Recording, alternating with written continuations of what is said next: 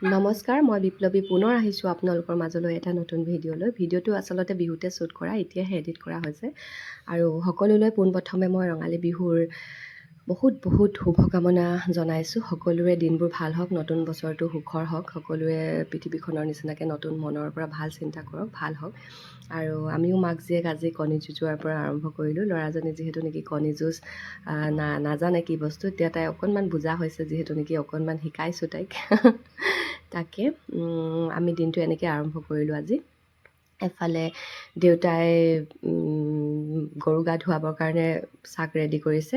আমাৰ যিহেতু নেকি এইখন চাকখনত আপোনাৰ লাও, কেৰেলা, থেকেৰা, বেঙেনা, হালধি এনেকৈ কৰি বনোৱা হয় আৰু গৰুক ধুওৱা হয়। গা ধোৱা সময়ত গৰু গালে মৰা হয়, সেইটো এটা পৰম্পৰা। এফালে হালধি আৰু মাটিমাহ খুন্দি ল'লোঁ গা ধুবৰ কাৰণে। এফালে চাহ একাপো খাই ল'লোঁ সকলোৱে। আৰু দেউতাই গৰু গা ধুৱাবলৈ আৰম্ভ কৰিলে, যিহেতু নেকি মাহ হালধিৰে নোৱাইছে। তাৰপিছত পানী ঢালি ধুৱাব গৰুখিনিক। আৰু বিহুটোৰ আমাৰ প্ৰথম দিনটো যিহেতু নেকি গৰু বিহু হিচাপে আমি মানো, গৰুক আমি ভগৱান হিচাপে মানো, যিহেতু নেকি প্ৰথম দিনটোৱে আমি গৰু বিহু হিচাপে পালন কৰোঁ।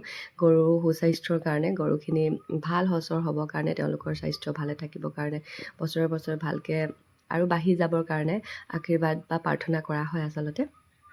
এফালে মই অকণমান থেকেৰা আৰু তিতা কেৰেলা খুৱাই চাইছিলোঁ, কিন্তু তিতা কেৰেলা নেখালে। থেকেৰাডোখৰ খালে বাৰু পোৱালীকেইটাই। দেউতা সৰুৰ পৰা ডাঙৰলৈ গোটেইকেইটাকে ইমান ধুনীয়াকৈ ধুৱালে।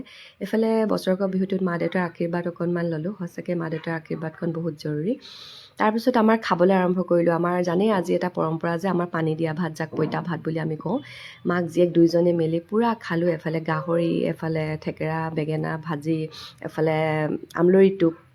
লাষ্টত এবাতি লৈ আৰু আজিলৈ সামৰিছোঁ।